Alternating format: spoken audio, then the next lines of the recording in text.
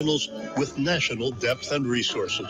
Whether it's home, auto, or business insurance, Jameson's seeks solutions to coverage and pricing questions for you from dozens of coverage sources. When you get a proposal from Jameson, you know that they've done their homework, and you have peace of mind. Reach out to them at jamesonins.com.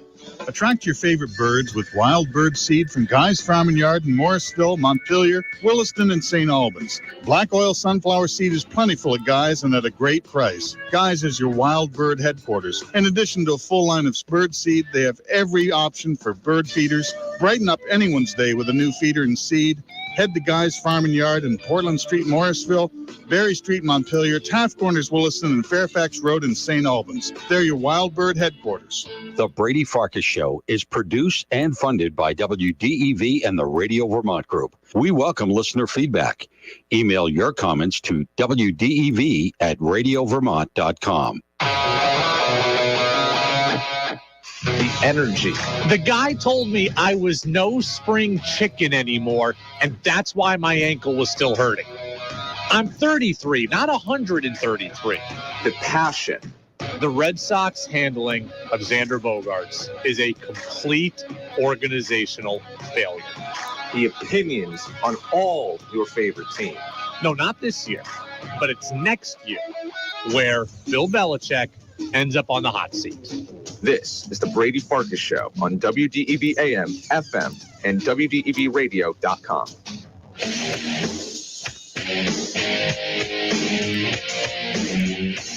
What's up, everybody? Brady Farkas Show back at it on a Tuesday here on WDEV AM and FM and WDEVradio.com. I missed you all yesterday, but I was happy to give way to a Patriots victory. We've got a almost full show today. We're up until 6:45, and then we kick off high school basketball season here on DEV with South Burlington and Spalding girls. Brent Curtis on the call there, beginning at 6:45. So almost a full show. Pat's broadcaster Bob Socci will join us today a little after 6, probably trending towards 6:15. He's been traveling all night and all day getting back to New England from Arizona, so he'll be with us about 6:15, 6:20. We'll unpack the Patriots before Bob comes on. We'll do that at 5:45. I'll have a couple pieces of Red Sox news for you as Chaim Bloom spoke to Rob Bradford of WEEI and Odyssey about what went down with Xander Bogaerts. And I did speak to Coach Brennan earlier today. That interview available shortly on our podcast channel. 5, 4, 3, 2, 1. And here we go. The Napa Morrisville, Napa Waterbury text line is open at 802-585-3026. Your locally owned Napa stores in Waterbury and Morrisville. And also the opening thoughts here are brought to you by Sticks and Stuff. They're online at sticksandstuff.com. So Patriots beat the Cardinals 27-13. In doing so, they move over 500. They are 7-6. And for the moment, they've taken over the 7th and final playoff spot in the AFC playoff race. And we'll unpack the Pats here momentarily, and we'll get to all the particulars. But I want you to understand that last night's game, it played out largely as we expected. I know that all of you want to tell me what an idiot I am and tell me, in Bill we trust, and tell me what a moron I am when it comes to the Patriots. Well, guess what? Almost everything that I told you was going to happen this Patriots season has happened. The Patriots are an average team. They're in the playoff chase. I've said they're going to finish between 7 and 10 wins and likely to finish at 8 or 9, and that's exactly what's going to happen. So maybe before you rip me as a Patriots dummy, maybe you should praise me as a Patriots truth teller, because I've got a pretty good hell idea what's going on with this team for this entire season and for last night's game in particular. Look, last night we told you the Patriots are going to win.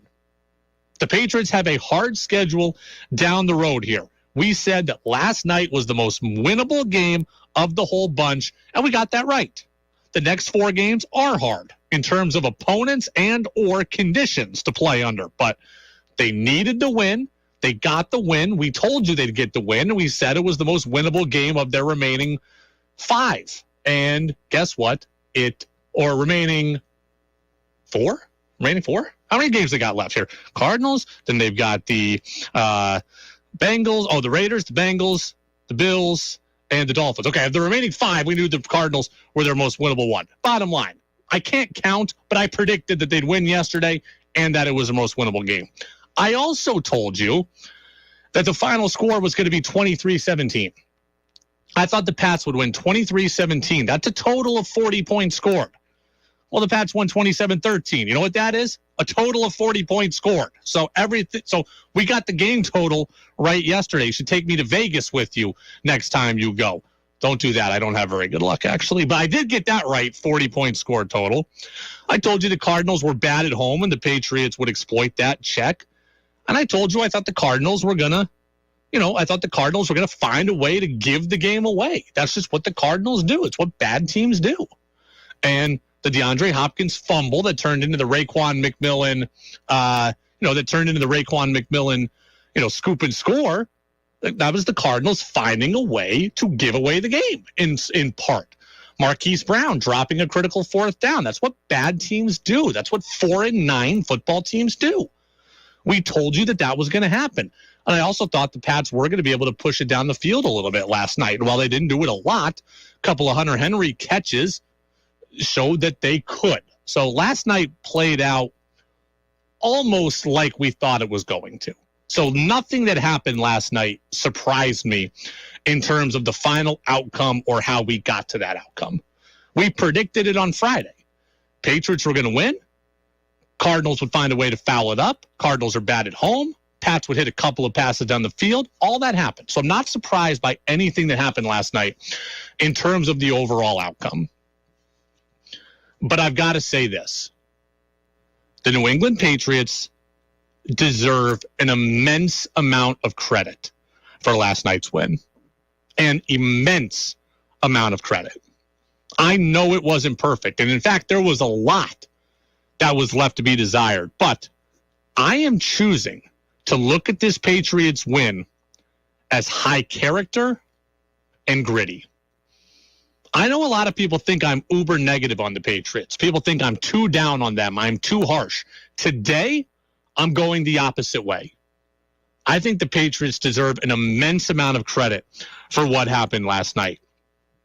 Under all the adversity the Patriots went through, they could have wilted, and they didn't. And in fact, not only did they not wilt against the Cardinals, they won by double digits. Given everything they dealt with to win by 2 touchdowns, that is a huge accomplishment.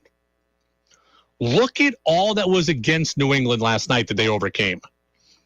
Patriots were 2,500 miles away from home, despite the Cardinals being bad at home. And I think the Cardinals are 1-10 in their last 11 at home, or 1-11 in their last 12. Despite that, if you go on the road 2,500 miles to a different time zone and win by 2 touchdowns, I give you credit. Right off the bat, you go on the road, you win by 2 touchdowns, changing time zones, I give you credit. And then everything else the Patriots overcame. Their best wide receiver, Jacoby Myers, didn't even suit up. Patriots overcame it. Their best remaining wide receiver, Devontae Parker, exited very, very early in the first quarter, did not come back. They overcame it. They played most of that game with really just 3 wide receivers in Nelson Aguilar, Tyquan Thornton, and Kendrick Bourne. Overcame it. Their best overall weapon offensively, Ramondre Stevenson, he was rendered ineffective because of injury, and he was out most of the game. So you won without him. You won without Damian Harris, who didn't even suit up. So your 2 top receivers and your 2 top running backs, all 4 of them were basically useless to you yesterday. Then you won without your number 1 corner in Jalen Mills, a starting offensive lineman in Isaiah Wynn. You lost Jack Jones, your rookie defensive back and playmaker. You lost him as the game went on. And you found a way to win. Last night was a game of attrition, and you were able to weather the storm. To have all that go against you, you're on the road, I give you an immense amount of credit. I can be negative on the Patriots. I have high expectations. I have high desires. I have big goals. I care. That's why I am hard on the Patriots. But last night, I can't be hard on the macro. Sure, things on the micro that I'd want to see done differently, I can be hard on those. But on the whole, last night to me was very, very impressive. Now, I still don't think the Patriots are going to are going to make the playoffs. They got to win 3 of their next 4, I think, to do that. I don't think they're capable of doing that. But the show is today, I always say. Like it was taught to me, the show is today. And today, we should be proud of what the Patriots accomplished. Do I think they make the playoffs? No. But today, they did something pretty good, pretty cool, and they go into Vegas still relevant for another week. They're 7-6. They're in the 7 spot right now in the AFC playoff picture. They are relevant for another week, and that is all that we can ask for. It's the Brady Farkas Show here on WDEV, AM and FM, and WDEVradio.com. Napa Morrisville, Napa Waterbury text line, 802-585-3026. Mark in Essex says, Brady, I don't always agree with you, but you've been dead on with the Pats. Thank you, Mark. I can accept that. I don't care if you always agree with me. This job wouldn't be as fun if all of you agreed with me. That's just the way it is, right? Having conversation and having, bar fodder. That is the fun of this job. I like when you disagree with me. I like when you challenge me. I like when you make me think differently, just like I can hopefully make you think differently. You all ask insightful questions and bring insightful points, some of which I haven't thought of. So I love this text line, and I love that we can open each other's minds and we can challenge each other. But I also love when one of us can come to the table and say, you know what, man, you were right, I was wrong. And I think I can do that. I was wrong on Bryant. I thought Bryant was not going to be a good addition to the America East for basketball. They're going to be a great addition to the America East for basketball. I was wrong in that one. I was dead on, like Mark says, though, on the Patriots. This is playing out exactly as I thought. Here they are, 7-6, battling for the last playoff spot, which is exactly where I said they'd be. Which is largely where they ended up last year, sneaking in the last playoff spot, then playing Buffalo. It's exactly where I thought they'd be. All right, we're going to unpack the Patriots now. So let's fire up the NFL primetime music, people. We got to get that going here. You know where we are at here on Unpack the Patriots on a Tuesday. Cue it up. Louder. Now give me the sounder. Which Patriots popped? To the 30, to the 20. He is end zone bound. Pick 6. Touchdown. Patriots. And which ones flopped? Jones steps up in the pocket, unloads a deep ball, and it's intercepted. That'll put the cherry on top. We unpack the Patriots now on the Brady Farkas Show on WDEV AM, FM, and WDEVradio.com. Now, you know how this goes. When we unpack the Patriots, we tend to do one good and then one bad. I've got 4 good takeaways. I've got 4 bad takeaways from what I do think was a high character and gritty win. Number 1 on the good front, The good. The good? Yesterday was a great day. A great day for Patriots rookies. Because what has been the problem with the Patriots for several years? What do we bitch about every year? What do we moan about every year? We moan about the Patriots and their inability to draft. And now you're starting to see recent Patriots draft classes make impacts. And this past year's draft class had their fingerprints all over last night's victory. Because in this league, in this NFL, you need to have depth. And the draft class from this year provided it last night. You saw the injuries, the attrition last night. You lose that game if you do not have people that are capable of filling in. You also need your draft classes to hit because financially you need cheap talent on your roster. But last night in particular, you needed the depth to get through that game, and you had it. And we haven't been able to say that in recent years. Your draft class contributed everywhere. Kevin Harris scored his first career touchdown, your 6th-round pick out of South Carolina. It's down 3. Delayed handoff. Here he is again. And touchdown, New England, Kevin Harris is first. Your fourth-round pick, Pierre Strong Jr. out of South Dakota State. He also scored his first career touchdown.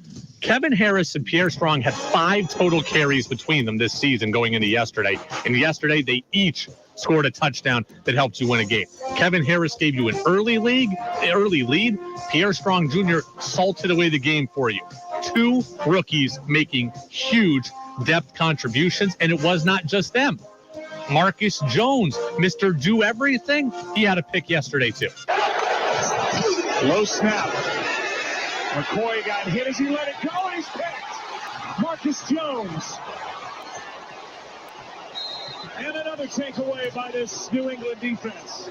So Kevin Harris touchdown, Pierre Strong touchdown, Marcus Jones pick, also played on offense. Also, I saw him covering DeAndre Hopkins at times. That's 3 rookies last night that made big contributions. And don't forget, Tyquan Thornton had a couple of catches yesterday.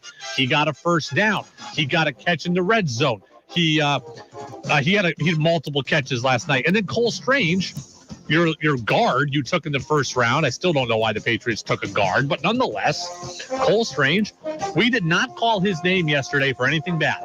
Not once did we hear Joe Buck or Bob Socci or Peyton Manning or whatever feed you were watching or listening, we did not hear them say Cole Strange called for holding, Cole Strange false start, Cole Strange allowed a sack. It was a clean game from Cole Strange. And if I don't call your name and you're an offensive lineman, you're doing something right. I just named 5 rookies yesterday that had an immense impact on you winning that game. And it is not just me noticing that either. Peter Schrager of Good Morning Football on the NFL Network, he noticed the rookie class stand out. And as much as there's a camp of the Belichick can't draft anymore, Belichick misses on the draft, Cole Strange has played a big role in this team this season. Tyquan Thornton, we know Marcus Jones is their do-everything guy. Jack Jones was playing well. Saffy came in. Now you got Pierre Strong and Kevin Harris, 2 rookies. This is what they are. South Dakota State and South Carolina. They combined for 5 rushing attempts going into last night.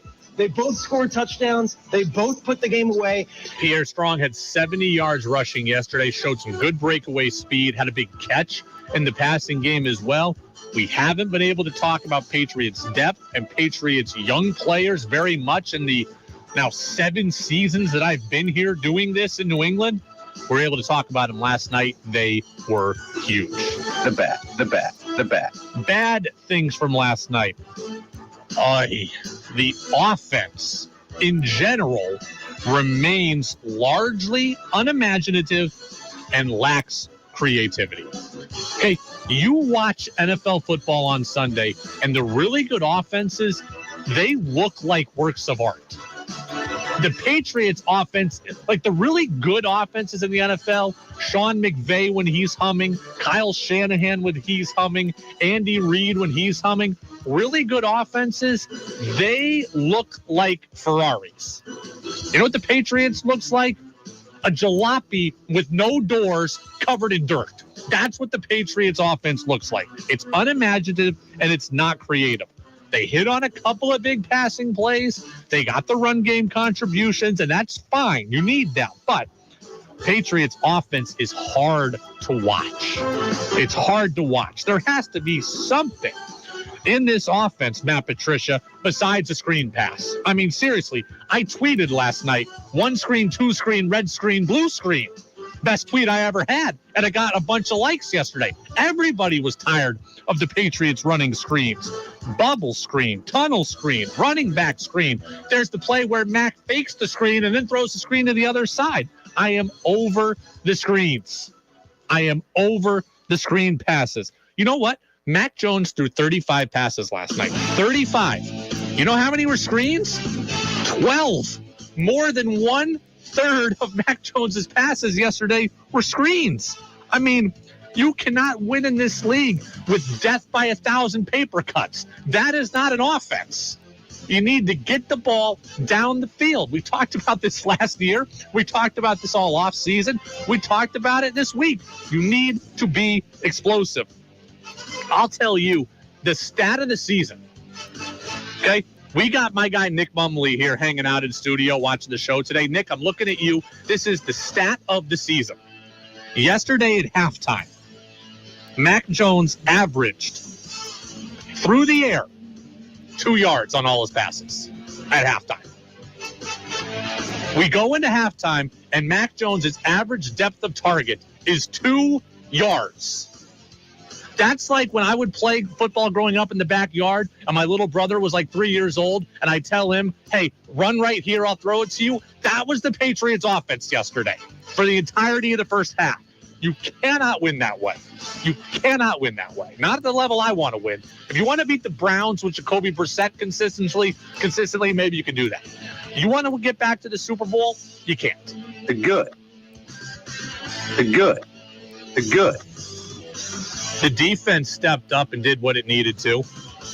At this point of the season, let's just tell the truth about the situation.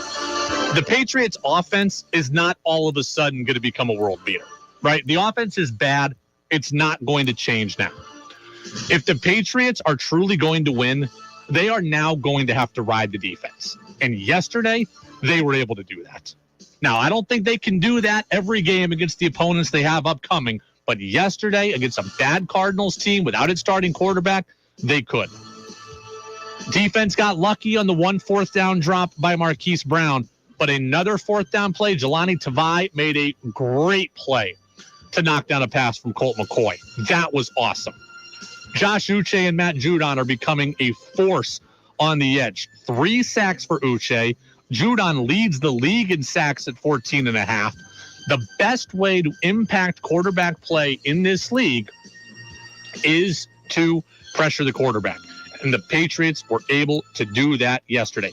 They had 6 sacks in total. Uche had 3. Judon leads the league. That is all you can ask for. They struggled defensively against really good offenses like Minnesota, Baltimore, and Chicago. But yesterday, the defense needed to control the game. It did control the game. And oh, by the way, they found a way to score themselves. Brown now bubbles into the backfield. He joins up McCoy on the quarterback's left flank as he takes the shotgun snap. He drops back. Pressure throws down low. Caught by Hopkins crossing near side. Ball runs loose. Got it. Picked up by the Patriots. Down the right side. Running into the end zone. Touchdown. New England. A scoop and score for Raekwon McMillan. If your offense isn't going to be able to consistently get touchdowns, your defense, once in a while, has to find a way to get one themselves. They did that last night. The bat. Mac Jones continues to go viral for all the wrong reasons. So last week against Buffalo, there was the video of Mac Jones dropping F-bombs on the sideline at Matt Patricia and the play calls. Well, yesterday, there was a similar clip that went viral. There's Mac dropping F-bombs. There's Mac waving off Matt Patricia after he wants to talk to him. I don't know what exactly Mac was mad about, but it's not a great look. Mac Jones swearing audibly so the ESPN camera could pick it up. Mac Jones waving off his offensive coordinator. Mac Jones yelling at his offensive coordinator. It's not a great look.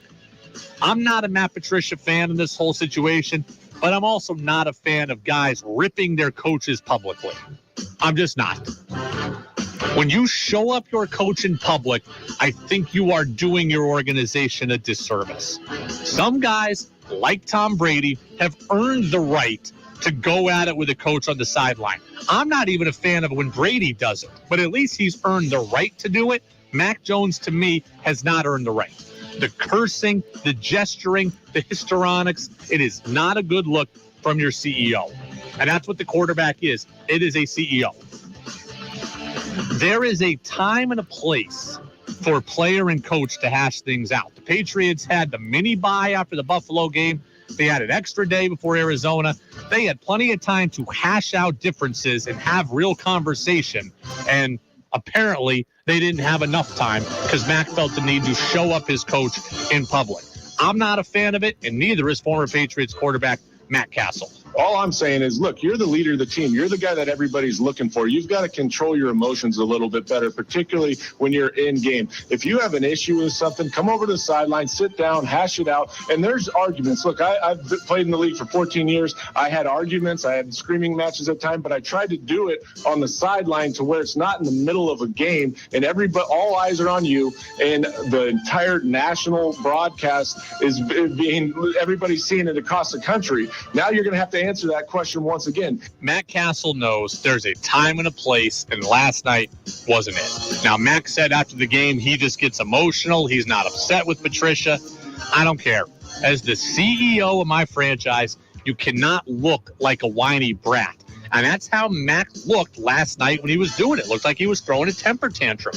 Last Thursday against Buffalo, I was on Mac's side. I got it. Last night, not so much, especially right out of the half in a game in which it's only a 3-point deficit at that point. The good. Nelson Aguilar is a great teammate and was a great teammate last night. Did you notice this? When Devontae Parker got hurt, right? Parker makes the catch, gets ridden to the turf. He got up, and he was clearly woozy. He clearly did not look right. Troy Aikman mentioned it on the TV broadcast that he didn't look right. Well, Parker was not immediately taken off the field. The Patriots lined up for a play, and Nelson Aguilar is the one gesturing to the officials, no, stop this play. He's jumping up and down. He's waving his arms. He even went down to a knee. Anything he could do to delay the play so he could get Devontae Parker off the field. Devontae Parker was not right, and I don't know what would have happened if Devontae Parker had been in that play and had either run block and gotten hit or gone out for a pass and gotten hit. He didn't even look like he could stand up comfortably, and Nelson Aguilar helped to get him off the field. To help get him off the field, that is very good. The bad. The bad, finally? Well, once again, my goodness, the little details. You won the game, but the handling of the clock, the handling of your timeouts is just bizarre. What were the Patriots doing at the end of the first half? This is 3 weeks in a row where at the end of the half, there has been an issue with clock management. Let me reset what happened yesterday. Right before the half, there's 10 seconds left. The Patriots have 2 timeouts. Patriots have the ball at the Cardinals' 28-yard line. Patriots tried to run a draw. They fumbled. Mac Jones recovered, but they lost 5 yards and then ended up kicking a field goal. So they tried to run the ball for what reason? It's a 45-yard field goal at that point from where they started. If you gain 4 yards, like, really, it was worth the risk of fumbling like you did to turn it from 45 to 41? I don't think so. What if Kevin Harris runs the ball, gets a huge hole, takes up all 10 seconds, and the clock runs out, and then you get nothing, doesn't score? That would be a huge risk. None of this was worth the risk to me. If you're willing to take risks, just throw it to the end zone with those 10 seconds and try to score a touchdown. Instead, you run a draw. Your running back's not ready for it. You fumble. You lose 5 yards, and a kick that was very makeable at 45 becomes 50-51 for Nick Folk. Now, we made it so everything is hunky-dory, but not smart. And then when we start the second half, what I think Mac was mad about, we're a minute into the second half. You've run 2 plays, and you got to run a timeout, or you got to burn a timeout. How can you burn a timeout right after halftime? Right after halftime, you burn a timeout. Inexcusable. Unacceptable. Patriots do win, though, 27-13. Brady Farkas show here on WDEV, AM and FM, and WDEVradio.com. Joe in Essex, is it possible that Mac just is not very good and is not going to get better? Joe, have you listened to the show for the last year? Here's where we're at with this. Mac Jones is good. He is good. He's not great. He is not special. There's a lot of quarterbacks in the league that are good, right? Jimmy Garoppolo is good. His team can't wait to get rid of him. Jared Goff is good. He went to a Super Bowl with the Rams, and guess what? His team couldn't wait to get rid of him. Mitch Trubisky got to the playoffs twice with the Bears. Mitch Trubisky is fine. His team could not wait to get rid of him. Baker Mayfield got to the playoffs, number 1 pick in the draft. Baker Mayfield has some really good qualities. Cleveland couldn't wait to get Deshaun Watson. Mac Jones is good. He is not special. He is not great. He's always going to need a lot of help around him, just like those quarterbacks do. Kirk Cousins, good. High end of good, but good. Not great. As for will Mac get any better, he's going to get incrementally better. Small gains. I've said this before. When you buy a football video game, every player has a rating. Mac comes in, I think, with a pretty high rating. Pretty finished product. But he's largely finished. He's not going to make huge gains. He's kind of good at everything and not special at anything. He's not going to get much faster. His arm's not going to get much better. He's not going to throw with much more velocity.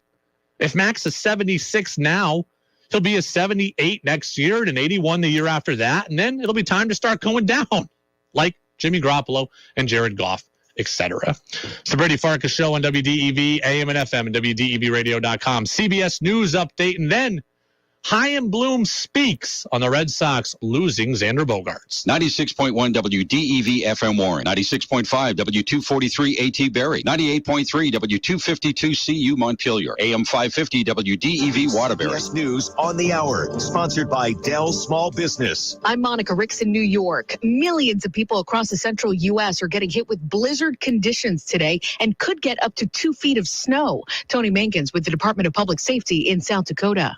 A lot of blizzard conditions, heavy snow, some freezing rain still. High winds are being reported in some places. Highways in South Dakota and Nebraska have shut down over freezing rain and ice. The massive storms also spawned tornadoes in Oklahoma and Texas. Tornado! Large funnel cloud looming near Highway 380 in Decatur, Texas. Sirens blared at Fort Worth with swirling wind and rain. More than a half dozen confirmed tornadoes touched down in Texas and Oklahoma Tuesday. This home took a direct hit. It is pretty much destroyed. That's CBS's Doug Dunbar reporting in Dallas. In Washington, we watched history today at the White House. All right.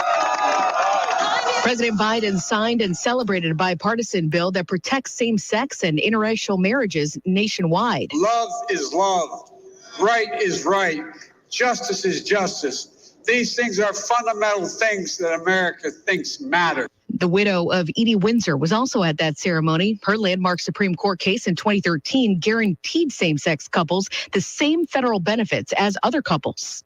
A judge has denied bail to FTX founder Sam Bankman-Fried, who Congress is now investigating for financial fraud. CBS's Matt Piper has details. Prosecutors allege Sam Bankman-Fried illegally diverted investors' money to cover expenses and debts and made tens of millions of dollars of illegal campaign contributions. U.S. Attorney Damian Williams. These contributions were disguised to look like they were coming from wealthy co-conspirators, when in fact, the contributions were funded by Alameda Research with stolen customer money. The 30-year-old's FTX cryptocurrency exchange filed for bankruptcy last month. Those who invested since it was founded in 2019 lost millions. A new report shows inflation is easing. Here's CBS's Jill Schlesinger. There was a very big improvement in energy prices, which are up. They're up by 13.1% from a year ago, but that's down significantly over the last few months. Food prices remain high, but showing a bit of improvement. I am woman, hear me roll. Woman is Dictionary.com's word of the year. The biggest spike in searches happened in late March during Supreme Court Justice Ketanji Brown Jackson's confirmation hearings. Then again over the summer when the Supreme Court overturned Roe v. Wade. There were also talks about transgender student athletes, equal pay, and some iconic women made headlines this year, including Queen Elizabeth, who died at 96. This is CBS News. Dell Technologies' Days of Deals start now with specials on select business PCs powered by 12th Gen Intel Core processors. Call 877-ASK-DELL. Help provide healthy meals for our neighbors in need by joining Hunger Mountain Co-op in raising funds for the Vermont Food Bank. The Co-op and Northfield Savings Bank have donated $2,500 to the food bank. They're challenging the community to raise another $2,500 by December 31st. If successful, Hunger Mountain Co-op, Northfield Savings Bank, and Farrell Distributing will match the funds, resulting in a donation of $15,000. Visit Hunger Mountain Co-op in Montpelier to get involved. Together, we can make a difference.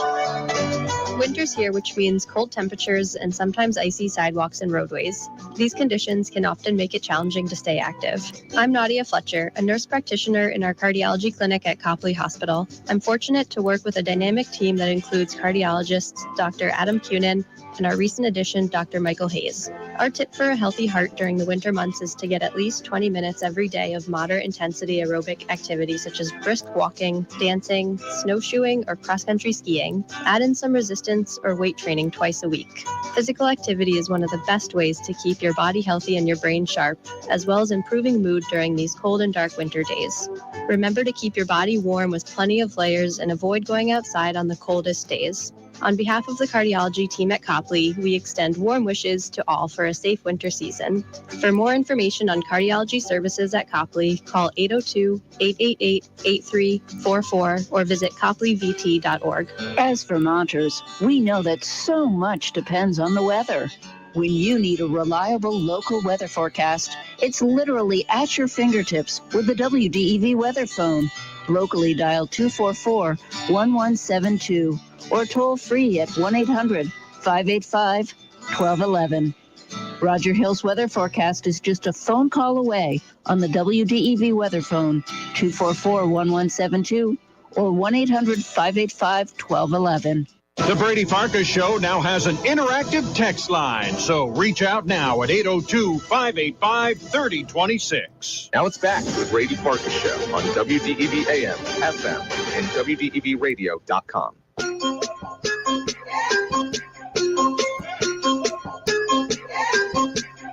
Welcome back in, Brady Farkas Show right here on WDEV, AM and FM, WDEVradio.com. High school basketball tonight, girls hoops action between South Burlington and Spalding. Our coverage begins in 40 minutes at 6:45. Brent Curtis is standing by courtside, so we'll have that for you at 6:45. Opening night of our coverage here on DEV. We're going to talk with Bob Socci, the voice of the Patriots, about the Pats' win. We'll do that in about 15 minutes. Bob has been traveling all night and all day getting back to New England from Arizona. The team is staying out west getting ready for the Vegas game. Bob, though, had to come back, so we'll catch up with him in about 15 minutes. A reminder, the interview with Bob as well as our interview with Coach Brennan, former Catamount Hoops coach, those are both available after the show on the Brady Farkas Show podcast channel, on Apple Podcasts, and on Spotify. So we'll talk to Bob in about 15 minutes, but Red Sox Chief Baseball Officer Chaim Bloom was on the Baseball Isn't Boring podcast with Rob Bradford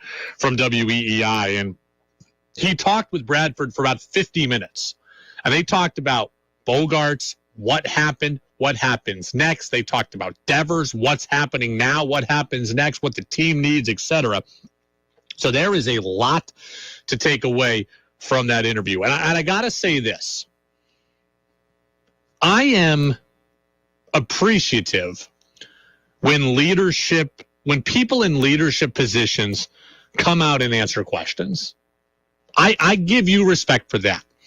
Chaim Bloom answered all the questions that Rob Bradford had, which are all the same questions that we have about what happened with Xander Bogaerts and what's going to happen next with Rafael Devers. In the wake of a really tough week for him and the organization, Chaim Bloom talked for 50 minutes. I give him credit for that. Doesn't mean you have to like all his answers. Doesn't mean you have to change your opinion of him. But I give you credit when you have had a tough week, you're in a leadership position, and you go out and you answer the questions for nearly an hour. I have a respect for Chaim Bloom in doing that. Here are my takeaways. The Red Sox knew they were losing Xander Bogaerts on Tuesday of last week. That was very, very apparent to me from Bloom's interview. If you'll recall, it was about midnight on Wednesday when the news came out that Xander Bogaerts was signing an 11-year, $280 million deal with the Padres. That was about Wednesday at midnight. Bloom told Bradford that basically on Tuesday, we had a pretty good idea of where this was going. No, not necessarily to that point. And look, there's some things I probably shouldn't pull back the curtain on, but just generally speaking, I think that was when we really started to realize that there was a really good chance that this was going, in terms of years and dollars, to a place that, like I said, we just weren't going to go. Now, even with that, there was still conversation, with us, with Xander's representation. Yeah, so they still talked a little bit on Wednesday. Those talks were a formality. He knew on Tuesday that Xander Bogaerts was gone. And Chaim Bloom ushered that phrase multiple times. This was getting to a spot we weren't going to go. This was getting to a spot we weren't comfortable with. This was going to go to a place, both years and dollar-wise, that we weren't going to go. There clearly was a limit on what the organization was willing to do to keep Xander Bogaerts. We knew that. It was obvious to us all, but Chaim Bloom confirmed to us all the Red Sox were not in whatever it takes mode with Xander Bogaerts. And I maintain that this is on ownership. At that level of money, it is an ownership decision. Chaim Bloom does not write $280 million checks. He does not write $200 million checks. He does not write $175 million checks. This is an ownership issue, and they're the ones who have set the parameters on this. I told you last week, I think the Red Sox ownership group has a goal of wanting to win. They do want to win, but they clearly want to win in a financially and fiscally responsible way. And I think after COVID and lost revenue and no fans, they are even more acutely aware of that fiscally responsible path. And they think that Chaim Bloom is their best conduit to accomplish both goals. And it was clear from what Bloom said that the intersection of winning and cheapness did not intersect at Xander Bogaerts. You all can throw the arrows at Chaim Bloom for this failure, but I don't think it's all on him. I believe this is on ownership ultimately. Bloom also said what we've all been wondering, that it is quite possible that the Red Sox screwed up the Xander Bogaerts negotiations long before it ever came to the winter meetings. A lot of the conversation is more about what came before that. And, without getting into every bit of it, because like I said, I think some of it probably should stay behind the curtain. I think that's fair. That's something that we need to think about, that we need to look at. Yes, they do need to look at that. It is fair to ask it. And I appreciate Chaim Bloom for just not insulting our intelligence. We all knew that Xander Bogaerts, the negotiations were screwed up when they didn't offer him a proper extension in spring training, when they didn't go to him during the season, and when they didn't offer him a deal right after the season ended. We knew that Bogaerts wanted to be in Boston, and ownership dropped the bag on this one. And they did. And Chaim Bloom says, when he says we need to look at our internal processes, basically, he's telling you we dropped the bag. So thank you. The team should look at how it does things. If you have a superstar, you have a guy you really want, and he's under team control, you cannot risk him getting to free agency, because if a guy gets to free agency, then that is what happens. What happened last Wednesday, where Xander Bogaerts gets $280 million at the last hour, that's what happens when you risk free agency. One wild cowboy comes in and overspends like a drunken sailor, and you are left looking like a really dumb organization. So, you need to avoid letting guys get to free agency. Well, the way to avoid that is what? Well, you do as I have said. You sign guys when they are young, and you sign them to long-term deals. I have said I expect the Red Sox to try to lock up Tristan Casas, and I expect them to try to lock up Brian Bayo, and I expect them to do it very quickly. That's how you get value. You want to sign Tristan Casas to an 11-year, $150 million deal. He gets guaranteed security. You get the guaranteed prime of his career. It ultimately becomes a good value play money-wise for you, and it ensures that you don't ever have to pay $400 million to one player. Here was Chaim Bloom talking about these pre-arbitration extensions that I think the Red Sox are looking to do with guys like Casas and guys like Bayo. I've talked about actually for a little while, and we talked about it. For every 5, 6, 7 approaches you make, you might get one deal. But it's something that the organization used to do and kind of got away from, and something I believe in, and that I think we weren't at a point, obviously, we're not at a point with Rafi where we're in that part of his career. We weren't at a point with Xander. I mean, Xander had already done one extension, right? He already put free agency off once. But, we should be in the business of doing those. Okay, like I said, I thought the Red Sox are now looking at what are the 2 words I said? Value and flexibility. They're looking to create value. Chaim Bloom's telling you we are looking to create value. We are looking to do pre-arb deals. So you can expect he's going to go to Casas and to Bayo and to Nick York and to all these guys like he did with Garrett Whitlock and try to lock them up early. He says the organization got away with it or got away from it as a strategy. He said it's not for every player, but it is something we should be interested in and something that we are going to try to do. I think he is going to go to Bayo. I think he is going to go to Casas. The question is he going to be around long enough in this job to see them accept deals like that? Because who knows what Chaim Bloom's ultimate long-term future is in Boston if the team doesn't start winning. And then this is the one that made me mad. I appreciate Chaim Bloom answering the questions.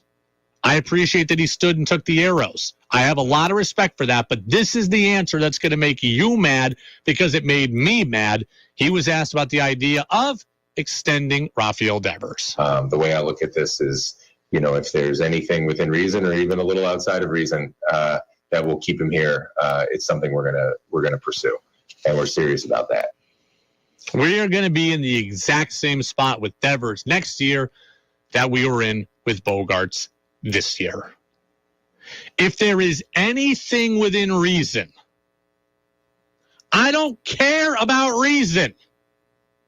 If you want to keep Rafael Devers, then do what it takes to keep him. And if you're not going to keep Rafael Devers, then you need to trade him. I do not want to hear, if it's within reason, guess what? It's not going to be in reason. We are past reasonable. If Trey Turner at 30 years old can get 11 years and $300 million, we're no longer talking about reasonable. If Xander Bogaerts can get 11 for $280, we're no longer talking about reasonable. We are not there anymore. I told you last week, this is the situation with Devers, and it's about as simple as it gets. Devers is 1 year away from free agency. He sees the money out there. He knows that there's going to be at least one poor sap that's going to be willing to pay him way too much money. If he just gets to free agency, he knows there is a pot of gold waiting for him. What do you need to do to buy out that pot of gold fantasy that he has? You need to give him an even bigger pot of gold. That is the only answer. Reasonable went out the door a long time ago. When you traded Mookie Betts and you let Xander Bogaerts go and the fan base is mad at you, that calls for being unreasonable. When the deals that are out there, reasonable came and went. If you want to buy out Devers trying to go to the market to get his pot of gold, you got to get unreasonable. And I'm talking 14 years and $400 million. That's what I'm talking about. That's unreasonable. Because if you come in with let's just say this, a great offer for Devers, right? This is what I consider to be a great offer for Devers. 10 years and $250. That's what I consider to be a very fair offer for Rafael Devers. He's 26 years old. Take him till he's 36. $25 million a year. It's bigger than Austin Riley got comparatively. 10 for $250 is the deal that Rafael Devers should get. But guess what? When he goes to the market, that's going to turn into 13 years, and it's going to turn into $340 because everything right now is a massive overpay. And if you want to buy him out of 13 years and $340 and leaving, then you better be going 14 or 15 and $400, and that's just the way it is. Reasonable entered the bar and walked out and is going home with somebody else. Okay? We're not there anymore. So I don't want to hear about reasonable. You either massively overpay and you pay the Mookie Betts and Xander Bogaerts tax, or you trade them and you suck it up and you do another podcast for 50 minutes where you answer all the questions about that. But those are the answers. Those are the choices you have with Rafael Devers. It's the Brady Farkas Show here on WDEV, AM and FM, and WDEVradio.com. Bob Socci, voice of the Patriots. He's back in New England. He was in Arizona last night. He saw the Pats 2-touchdown win that keeps the season alive. He's going to give us his perspective on it next on DEV. Are seasonal utility bills giving you a headache? You're not alone. Hi, Tara here from Green Mountain Solar. We're here to help. By going solar, you insulate yourself from fluctuating energy bills and rate hikes. It's an investment in your energy today, so you can avoid unpleasant surprises down the road. And I don't know about you, but I just got my first heating bill for the season, and ouch. Green Mountain Solar can add a heat pump to your project to efficiently keep your home toasty in the winter and cool in the summer. Need help financing? We've got you covered there too. Our partnership with VSECU gives our customers one regular monthly payment. Going solar is like paying rent versus paying a mortgage. One is just a bill that you throw into the void, while the other is building towards an investment. With solar, that's decades of free electricity from the sun. As the saying goes, the best time to invest was yesterday. The second best time is today. Best of all, it's easy to start with a free site visit. Get started today by going to greenmtnsolar.com. I wanted to know why some people who get COVID-19 get it so bad. I found out it may be because they have a high risk factor, such as heart disease, diabetes, being overweight, smoking, and asthma. Even if symptoms feel mild, these factors can increase your risk of COVID-19 turning severe. So if you're at high risk and test positive, there are things you can do, like asking your healthcare provider if an authorized oral treatment is right for you. Learn about an option at treatcovid19.com. This message is sponsored by Pfizer. Dell Technologies' Days of Deals for Business start now with fresh, limited quantity deals on tech to drive productivity. Save on select performance laptops and desktops powered by 12th Gen Intel Core processors. Don't forget special pricing on the latest monitors, docks, and accessories, plus free shipping on everything, and special financing with Dell Business Credit. Call a Dell Technologies advisor at 877-ASK-DELL. That's 877-ASK-DELL. New England Municipal Resource Center, NEMRIC, with a belief that local businesses like WDEV build strong communities. Hey everybody, I'm Lee Cattell. Have your lunch with Brady Farkas and me weekdays on the Midday News Service. The latest local news, Brady's sports report, Roger Hill updates from the Forecast Center, plus business, interviews, and breaking news as it happens. The Midday News Service, weekdays during the noon hour on Vermont's news and sports leader, WDEV FM and AM. Streamed at WDEVradio.com. It's not easy being a gnome, especially at the holidays when we're all just trying to get home. The weather's never great. We get stuck in the snow. Once I went to the wrong house because they can look alike, especially when you're 8 inches tall. But when I'm on that mantle, surrounded by stockings filled with lottery tickets, I think, what a great gift for friends and family, especially when everyone wants to be gnome for the holidays. Do you see what I did? Never mind. Season's greetings from the Vermont Lottery. Please play responsibly. Your chance to be part of the show is on the text line at 802-585-3026. The old names are gone. Brady takes the snap, backpedals, fires left, catch made by White, Trent to the inside, dives across the goal line. Touchdown, Patriots! But there's new hope in Foxborough. Stevenson with a great run to the outside. Still on the go. Double Andre Stevenson trying to go wire. Second touchdown. For the latest on the Patriots, we talk to the voice of the Patriots, Bob Socci, on the Brady Farkas Show on WDEV AM, FM, and WDEVradio.com. Welcome back in. Brady Farkas Show right here on WDEV, AM and FM, and WDEVradio.com. Patriots beat the Cardinals last night. Final score 27-13. A nice 2-touchdown victory for the Pats, moving to 7-6. The Patriots are staying out west, getting ready for their matchup with the Vegas Raiders and old friend Josh McDaniels. But our guy Bob Socci not staying out west. So Bob was on what I assume is the red eye overnight. Now has landed back in New England. He's a bit weary, the weary traveler here, the weary-eyed traveler. So, Bob, thank you for taking some time today despite your busy schedule. How are you? All things considered, I'm doing well, Brady. As you said, the Patriots got a win they had to have by any means. It was far from aesthetically pretty, but nonetheless, for the Patriots, it puts them back above 500. It puts them into 7th place in the AFC, and at least it keeps things interesting for the next week or so as they get ready for the Vegas Raiders, playing, of course, in Las Vegas, but practicing in Tucson in between. You know, look, I'm in the beggars can't be choosers portion of the season, right? The Patriots played generally pretty against Minnesota and lost. They played kind of ugly last night and won. They needed a victory. They overcame some injury to get it. So all things considered, I'm pretty happy with what happened last night. What was your read on it? Well, I'm happy with the outcome. I think there are a lot of concerns still about, for one, the injury situation, which worsened with the loss of Ramondre Stevenson during the game, Devontae Parker with a head injury as well.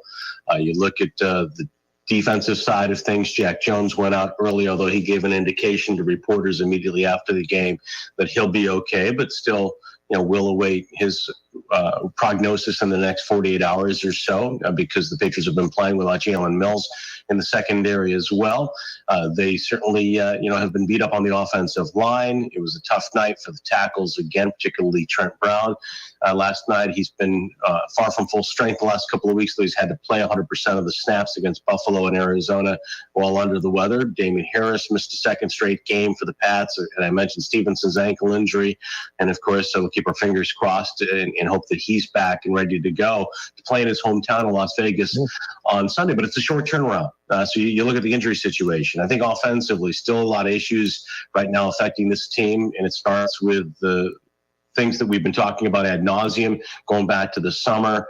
A lot of short passes, a lot of quick passes, in part because I think, not only is the philosophy of Matt Patricia as the play caller, but they have trouble protecting. And they did throw, last night I thought a lot better, in some spots down the field. Early on, Aguilar had a couple of catches at the markers, but the Hunter Henry plays, to me, were the kind of plays we want to see more of. They had a great rapport last year, Mac and Hunter. We'd like to see more of that. I think defensively, too, the Patriots, certainly came up with a couple of huge plays late in that game, but a lot of yards after contact for a tough runner like James Conner, the touchdown run that he had, certainly that's a play where the Patriots were in position to stop him short of the goal line. So I think there are things to feel really good about. And most importantly, of all of them, is they got the win. And they got contributions from rookies, 2 touchdowns by rookie running backs. Marcus Jones continues to have a very, very impressive rookie season. And really, he's only had the opportunity to do so as a triple threat, if you will, the last few weeks. He shined as a returner early on, but the young man who out of Houston won the Paul Hornung Award as the most versatile player in college football. If there was such an award right now in the NFL for rookies, he might be at the head of the class of first-year players, considering what he's done now these last few weeks on offense, on special teams, of course, in that returning role, and on defense. Last night, an interception, but a couple of big hits as well, and overall, very solid game for him. I was going to ask you about the rookies. You covered that. It was nice to see contributions from Kevin Harris and Pierre Strong Jr. Obviously helped ice the game down the stretch, the Pierre Strong touchdown. Let's also talk about Josh Uche, who's a guy, to me, last year was largely forgotten, and we didn't know what to expect this year. And here he comes in, and now he's formed a really good edge rushing duo with Matt Judon and has really helped this defense, especially of late, the last 5-6 weeks or so. Well, if he was forgotten, it's because out of sight, out of mind. He was hurt a lot the last couple of years, and I think this was the kind of breakout performance the last month or so that people were expecting from a healthy Josh Uche in year number 2, that year 1 to year 2 jump out of Michigan. When he was at Michigan, it was really a specialized role for him, and it was a role that utilized his athletic talents to get upfield and rush the passer. And I think in his rookie year, the Patriots, again, when he was available in his limited time, experimented with him a little bit off the ball at linebacker. And, last year was more of a specified role, but again, he was not available often enough. And I think Bill Belichick made a great point earlier this week in that not only was it game unavailability, but also practice unavailability, the opportunity between games to get better when you're always banged up. And what Uche has been able to do this year, and he said that back in the summer and in the offseason, he really wanted to be in a good place mentally. And when he came to training camp this past summer, he talked about that.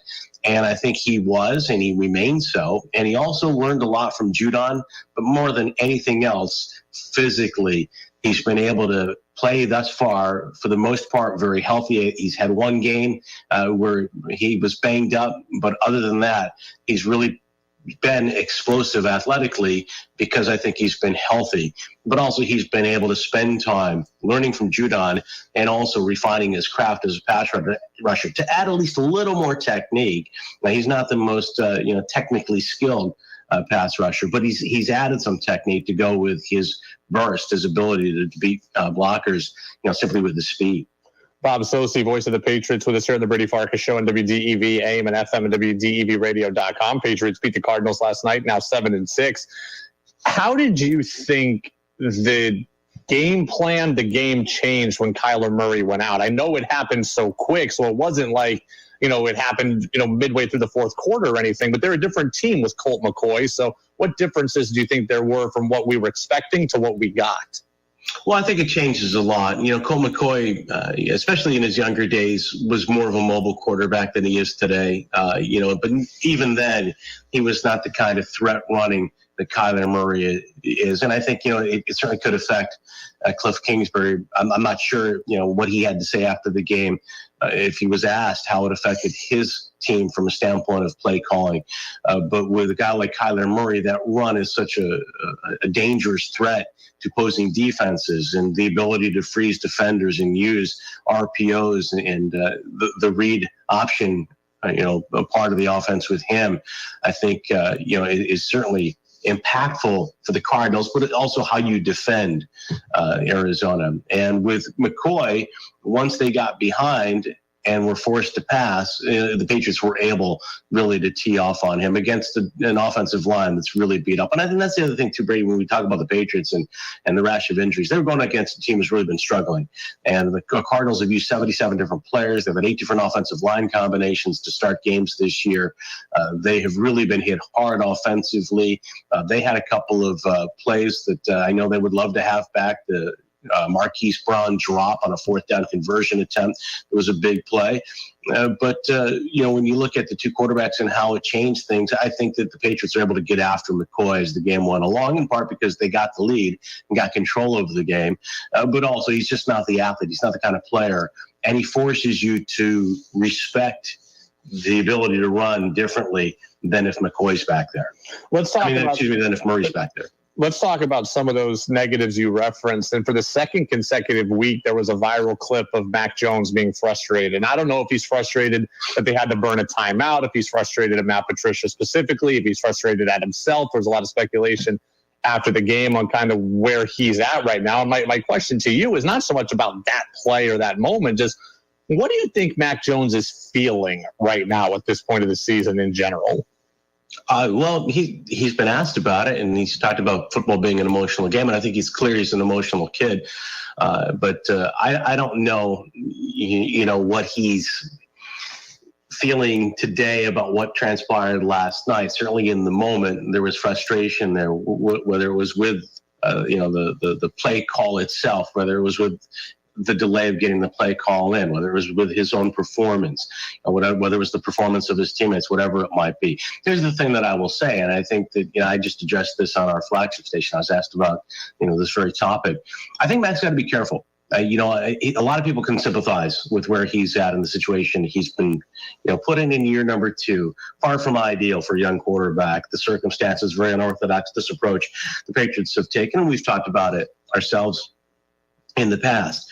But you have to control your emotions at that position as the quarterback. There are times where outbursts are understandable. The gesturing, the profanity that becomes, if not, outright audible, is I think some people will tell you off the television broadcast the last couple of weeks, but certainly is the body language and the gestures that go along with the reactions and the monosyllabic 4-letter words that might follow a timeout call, for example. I just think your teammates share the frustration in terms of the offense, it seems, but at the same time, you're the leader of a lot of young players on that offense right now. And I think you have to learn to control your emotions better. And I think Mac understands that. He realizes that. There's been various stories going back to his youth. When he was at Alabama, the Nick Saban rode him pretty hard, at times. As a Patriot, he's done some things that I think have surprised people on the outside, considering Bill Belichick and the kind of things you don't expect to see from Patriot players in terms of whether it's public comments or the outward gestures, particularly with a young player and challenging coaches in a visible way. So I think, again, it's understandable at times, the frustration. But at the same time, I think going forward, you've got to be careful, because also we risk the potential of swaying public opinion, so to speak, and in particular the opinion of your peers and the people that who have opinions that you value the most in the football world. Right now, I think a lot of people understand how unusual the situation is for the Patriots, and at the same time, while they might feel for Mac Jones, you got to be careful about, I think, being too demonstrative on the field too frequently. Once in a while, an outburst is understandable and an emotional reaction. But you got to be able to control those emotions and demonstrate for your teammates, the ability to handle them. Bob Socci, voice of the Patriots, with us every single Tuesday at this time. Bob, you've been traveling all night. You got up early, talked with us today, and get some sleep. We appreciate it. All right, Brady. Thanks a lot. Absolutely. We appreciate Bob. We know it was a long night for him and has been a long day as well now, kind of getting reacclimated to things. So that's Bob Socci, the voice of the Patriots, with us always here on a Tuesday, usually at 5:45, but going to be was with us a little later today. Next Tuesday is going to be interesting. Okay. Next Tuesday is going to be very interesting because I'm actually not going to be here next Tuesday. So my guy, Nick Mumley, who you got to know a little bit through Thunder Road Racing season, did some live races with us here on DEV and is the host of the Inside Groove podcast. He's been a guest on this show before, too, and he's been with us on the afternoon news service talking racing. Nick is going to host the Brady Farkas show next Tuesday. So Nick was in here a little bit today, kind of seeing how we do things live on the studio side of things, and I'm pumped for you to listen to Nick. Nick's really good, and he's going to do the show next week, and of course I'm going to listen live, and I'm going to grade him and critique him and etc. But hey, he's going to get better because of it. But no, we're not. Just kidding. I'm just kidding. Nick is great, and next Tuesday, I'm not going to lie to you. So I have a bunch of off days to use. I don't take a lot of commercials, a lot of vacation time, and I have a bunch of time left to use. So, you need to use your vacation. So I'm off the week after Christmas, and I'm off next Tuesday randomly, and going to go to the UVM game. So UVM in Toledo. So Nick's going to host the show. I might call in, though. I can't stay away too long. I might call in and talk a little UVM hoops, especially if they win against Toledo, and a good one there. I want to wrap up this, though. Really interesting stuff with Bob. And there's always interesting stuff with Bob. And we can do more of this later in the week if we want. But I think Bob makes a really interesting point that the court of public opinion can kind of switch on Mac Jones, right? It's already kind of flipped for me this week. I said earlier in the show that last Thursday, his outburst in the Bills game, I was on his side about. I thought he had every right to be frustrated last week. It was a team that was conservative. They were trying to come from behind. Like, what are you doing? Last week, I was on Mac's side. Yesterday, I thought Mac came off looking whiny. Mac's going off at the sideline, and they're only down 13-10. They're a game where they've got the ball. They've just had a good play. They're driving. When you go at your coach publicly like that, you kind of look like a petulant child, and that's what Bob says Mac wants to avoid. I'm with Bob on that. The court of public opinion can change on you in a heartbeat. Last Thursday, I was on Mac's side. Oh, man, they're playing conservatively. Why are they not airing it out? They got to come back. What are they doing? Last night, I was anti-Mac on his outburst. So I'm surprised at how Mac lets the emotions get the best of him sometime. Like, he played for Nick Saban. He's played for Bill Belichick. When we talk about Mac Jones having it up top, I'm surprised that he comes off that way at times. Like, two coaches who are disciplinarians, I would have beaten that out of you, metaphorically speaking. And then also, like, we talk about Mac as a great leader. Well, great leaders do not look immature. Great leaders do not look like petulant children. Okay, Mac is not great athletically. Mac does not have the best arm. The thing he's supposed to be able to do better than everybody else is lead and think. And no matter how emotional you are, you have to lead and think better and with more clarity. I just didn't love last night from Mac. And clearly Bob didn't like it either. And Ted Johnson didn't like it after the game, and neither did Matt Castle after the game on the NBC Sports Boston postgame show. Like, I heard Ross Tucker today, former Patriots offensive lineman who's been on this show. He didn't like it either. Okay, most people are not on Mac's side about yesterday. You look immature. You look childish. It was a 3-point game. You had the ball and were leading, and there was a half of football left, and you haven't really earned the right to go at your coach like that publicly. That's where I'm at with this. Okay, that is where I'm at with this. And I think Bob was very astute to point out, like, Mac's got to be careful. He's got to be careful. All right, a couple of things. Kyler Murray did tear his ACL last night. That was something that we feared, but Kyler Murray tore his ACL, and he will be out for the season. That was tough. That was the third snap of the game, right? Like, that was the third snap of the game yesterday. I think Kyler Murray, third play of the game. That's a totally different dynamic if Kyler Murray is there versus Colt McCoy. But he did tear his ACL. He's out for the year. I got to imagine he's out in the next year as well. I mean, Joe Burrow tore his ACL, I want to say, about this time in 2020, and it was able to come back and be ready for the start of 2021, and ultimately the Bengals went to the Super Bowl. But a mobile quarterback like Kyler Murray who needs his legs, I would be worried about his availability for the start of next season, and he just got $189 million guaranteed. So Kyler out for the year.